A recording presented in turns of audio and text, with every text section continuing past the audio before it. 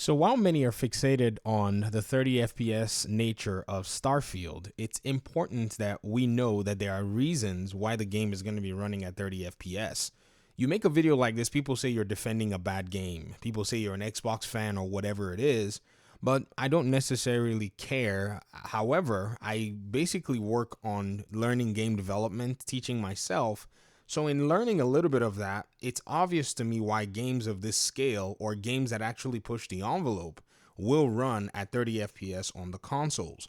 The console hardware is not a mystery, it's not a secret. If you want to know comparisons, you can look at the, internet, look at maybe a YouTube channel like Iceberg Tech. He's the one guy who's able to take all of the different components and match them with their PC counterparts.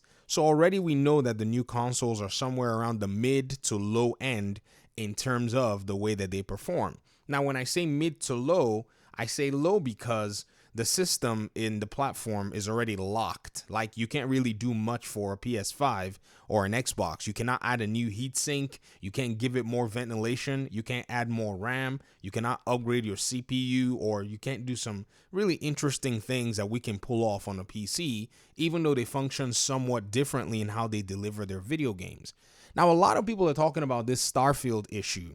And I've been talking about this 30 FPS thing for a long time. I always get berated and dragged, but thankfully, we've started to see developers chime in. Now, this is very important because I'm sure a lot of people are going to bury their heads in the sand, but I don't care. And I don't care if people berate me or not, because I know that what they're talking about is a scientific matter. So Dreamcast guy over here posted and said, LOL, people mad that I said Starfield should be 60 FPS on a $500 console. Keep defending unfinished games, bros. He's saying this from this perspective where a lot of armchair developers, that's people who know nothing about game development, refuse to learn. Because Dreamcast guy, you can open YouTube, you can go to Udemy, and you can learn about what game development looks like. You can literally go on YouTube and type in Unreal Engine for optimization, and you're going to see developers from Epic Games walking developers through the process of optimizing their games. Now, every game being developed differently. I'm sure you've already read the game developer's response, and you know Danny Carlone is a developer at Sony Santa Monica. All of you that keep citing God of War 120 FPS to me, I hope you're paying very close attention to this, because I'm kind of sick and tired of it, because I keep telling you that these games are all different in the way they develop them. So he replies to Dreamcast guy, and I'm going to continue what I was saying, because I'm sure that's probably, off base or offhand. He says, game dev here, big fan by the way, wanted to clarify, it's not a sign of an unfinished game, it's a choice. 60 FPS on this scale will be a large hit to the visual fidelity.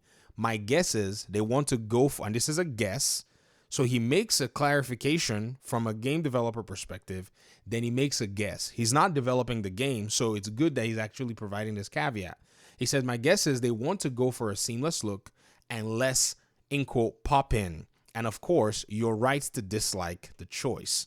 I say this a lot, and people say, oh, you're defending the game. Yo, I got into a huge argument with one of my audience members. They, out of nowhere, brought out Gotham Knights and all this stuff. And I told them, I said, guys, there is no game that you can tell me that is designed and delivered like Gotham Knights. And the consoles are just not capable of handling these games at this performance that people think in their minds. It is just the reality. It's not a slight at anyone. It's just that many people perceived these consoles to be more than what they already are. And it's just the plain truth. Yes, Gotham Knights needed a little bit of work when it came out. The very first week, the very first few days of the game's launch were rough. But after their first patch, the game admittedly was running way better. Now, you can play Gotham Knights at way better performance than you could at launch. I have different builds, different PC builds, and I've done different tests on my channel. You can look through my channel and look at Gotham Knights performance tests that I've done from when the game first released all the way through now. I can play the game at better frame rates. In fact, on my 4090 build, I'm clocking 150 FPS in the open world. That's insane. Now, it used to be around somewhere around the 80s, the 90s, but then over time, they've been making these tweaks. What tweaks have they been making? they've been making asset, tweaks or all kinds of different cool stuff that you can do in a way that doesn't really seem obvious to be able to make the game still look good while the game runs better, because these things affect frame rate. But fundamentally, the way the games are designed, you're not really going to be able to get too much out of it, because there are all kinds of different processes that the game will run. A game like Starfield is going to be running AI processes on a large scale. It's going to be running and streaming all kinds of different assets, making things change on the fly, all kinds of decision making from the code on the back end. And so these are some of the things that gamers need to start paying attention to. I've been preaching this message of, if you want high fidelity, if you want a lot of, better in quote performance, you probably are better off getting a gaming PC, because that ecosystem is open. And I'll give you guys an example, because if you think about it, the PC grants you the capability to be able to make adjustments on the fly. You're not locked into this ecosystem like your console locks you into the ecosystem. You buy a console, it's a fixed machine. It's not going to go anywhere. It's not going to change anything. In fact, if you even really want to see this flexibility in action, all you have to do is look at PC requirements from a lot of these different video games. So let me give you guys an example. Here on the recommended specs for Starfield, this is Starfield's system requirements on Steam. You're required to have at least a Ryzen 5 3600X or an Intel i5 10600K, 16 gigs of RAM, an RX 6800 XT, or a 2080. The beautiful thing is, if at some point you were using a 2060 or maybe you're using a 1660, which is much older, you can always sell your 1660, add a little bit more money, and upgrade your graphics card. You can even sell your Ryzen 5 3600X, because AM4, I think it's on AM4, let me confirm, Ryzen 5 3600X. We're going to look at the platform. Is it AM4? AM4. Let me see. Let me write AM4. It's on the AM4 platform. So what you can do is, on the AM4 platform, you can go ahead and get yourself a much more powerful AM4 processor. They're not that expensive. You sell your processor for, a used price on eBay or something. You can actually pawn it off for about $100 or maybe a little bit less. Add a little bit more money.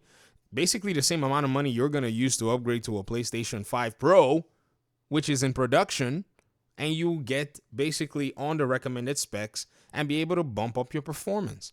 So this is the flexibility that PCs have, and the developers will basically give it to you straight as a PC gamer. If your money ain't going to cut it, you're not going to get that performance. So the people who are going to be playing Starfield at 60 FPS are people who have the machines that can support it. Without those machines, they're not going to be able to get it at 60 FPS. I see a lot of folk on the console platform saying we should have the choice on console to be able to do it. Ladies and gentlemen, the choice is not there. It's not scientifically there to do it. Your console is limited to performing however it can based on the software that is the game. Did you read the fine print on the box of your Xbox console? There is a fine print there that says 4K 120 FPS, only on supported hardware. It's in tiny print. Have you read the box of your PlayStation 5 console? It also says it there that these performance modes, it just gives a one-liner statement, are based on the supported hardware. Supported software. If the software cannot support 60 FPS, it's not going to show up as 60 FPS. This is pretty much what this developer is saying here, that they're looking at visual fidelity more than anything else. Where is that tweet here? Let me go back and pull it up. They want to reduce pop-ins. They want to go for visual fidelity. If they decide that they want to give you a 60 FPS Starfield, it's going to be a less better looking game, and a lot of things are going to be stripped away so that the machine can run all of them. There are many things that run on these different video games. You have to consider AI. You have to consider your texture. You have to consider your streaming. You have to consider your player character based on their code and everything that's running and interacting with the world. And overall, you have to basically determine how all of these are going to work together. The more your game is ambitious, the more it's costly to run. And your machine only has enough money, basically enough hardware, money, I'm using this analogy, in order to run it. If this fact is not going to be entering people's minds, then it seems the conversation is over and no one needs to add to it. So thankfully, a developer is over here talking about this, because developers have been talking about this actually for a long time. It's just people refuse to listen. You're going to see these same content creators here make these same videos months later. How do I know? Another one did it a while ago, and he still goes ahead to make these videos even though he's been schooled by developers. I'll show you. I don't know why I can't find the full tweet today, but I think here on Twitter, on Google, you can see it here.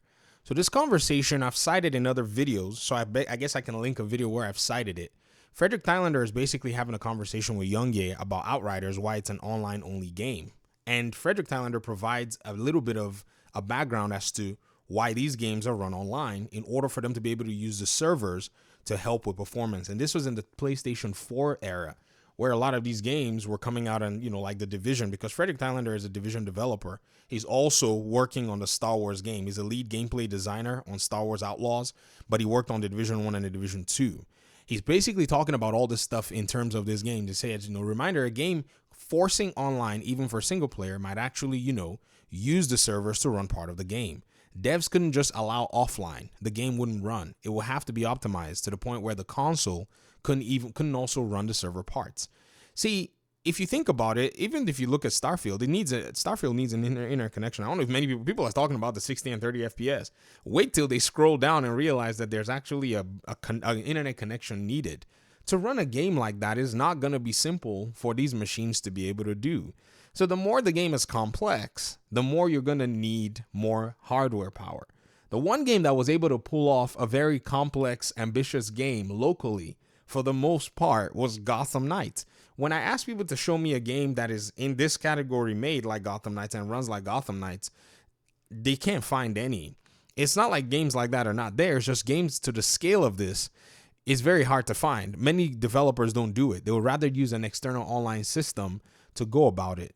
So this is the year where we learn game development. Every gamer that wants to comment on the developer's capabilities are going to learn about game development because the information is out there. It's not something that, we can now just ignore anymore because now everyone wants to talk. Everybody wants to chime in to the game development process. It's wonderful. This is how we're all going to learn about this stuff. So I'm excited to make more videos about this, and I'm going to be coming at this from different angles. But thankfully, somebody was able to add some sense to this conversation because if not, they'd be harassing you all over the internet. It's insane. Okay, I'll get out of your hair. Thanks so much. Peace out.